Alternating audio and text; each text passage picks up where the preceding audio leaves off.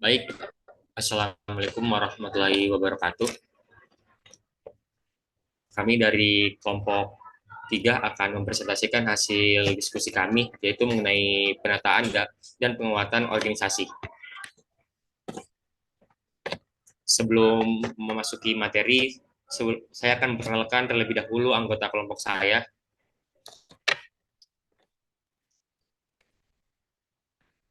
yaitu yang pertama ada Syahinas, dan yang kedua ada Fawas, dan yang ketiga ada saya sendiri Dava, dan yang keempat ada Asrul, dan yang terakhir ada Bimo. Next slide.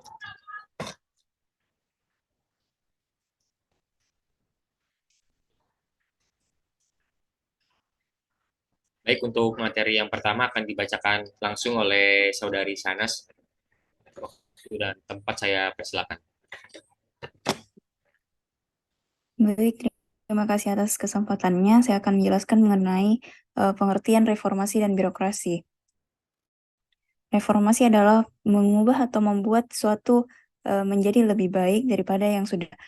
Reformasi ini diarahkan pada perubahan pemerintahan yang dijalankan oleh pegawai pemerintah karena telah berpegang pada hierarki dan jenjang jabatan. Jadi dapat ditarik kesimpulan bahwa pengertian reformasi birokrasi adalah suatu perubahan signifikan elemen-elemen birokrasi seperti kelembagaan, sumber daya manusia aparatur, ketatalaksanaan, akuntabilitas, aparatur, pengawasan dan pelayanan publik yang dilakukan secara sadar untuk memposisikan diri kembali dalam rangka menyesuaikan diri dengan dinamika lingkungan yang dinamis.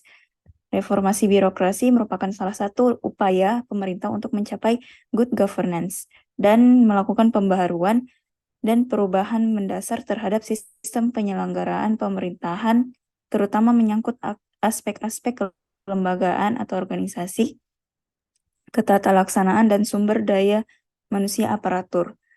Baik, itu saja dari saya. Saya kembalikan ke moderator. Terima kasih atas penyampaiannya. Itu tadi adalah materi tentang pengertian reformasi dan birokrasi. Untuk materi selanjutnya, next slide akan dibahas oleh Saudara Fawas. Saya persilakan. Baik, terima kasih atas kesempatannya. Saya akan menjelaskan tujuan reformasi birokrasi di Indonesia.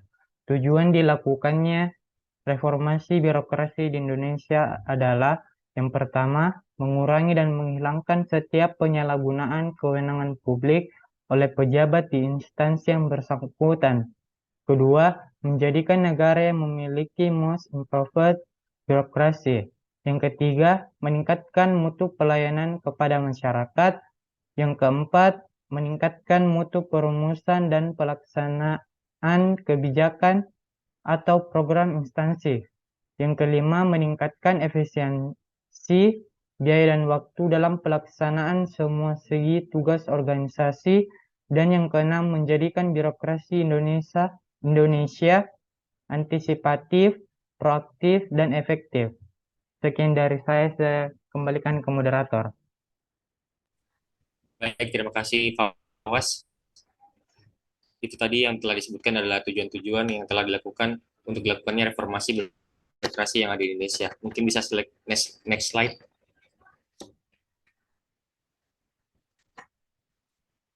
Untuk materi selanjutnya,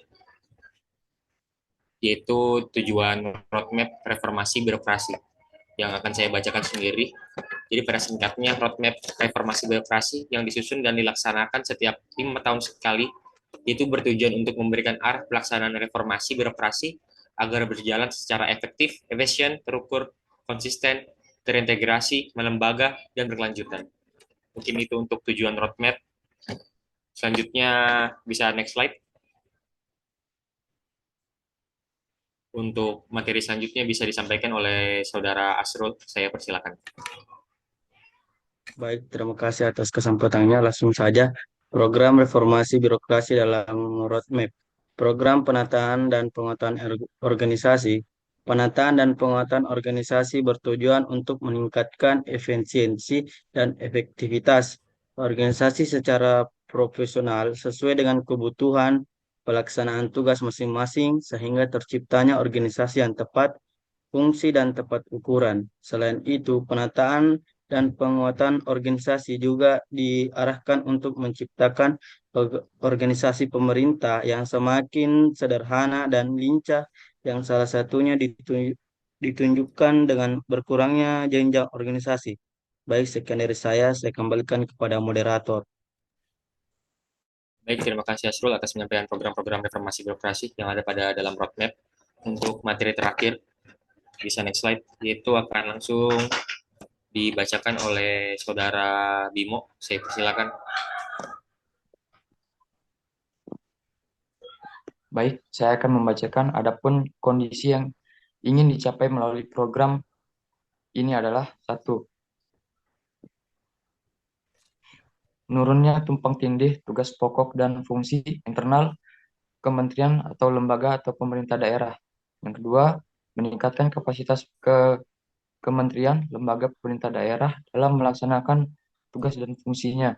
Nah, yang ketiga, terciptanya desain organisasi kementerian, lembaga pemerintah daerah yang mendukung kinerja. Nah, yang keempat itu berkurangnya jenjang organisasi kementerian, lembaga pemerintah daerah dalam rangka meningkatkan efektivitas dan efisiensi kerja. Sekian dari saya. Baik, terima kasih Bimo atas informasinya. Baik, mungkin cukup sekian atas presentasi kelompok 3, yaitu materi penataan dan penguatan organisasi. Jika ada kurang lebihnya, mohon maaf sebesar-besarnya. Wassalamualaikum warahmatullahi wabarakatuh. Waalaikumsalam warahmatullahi wabarakatuh.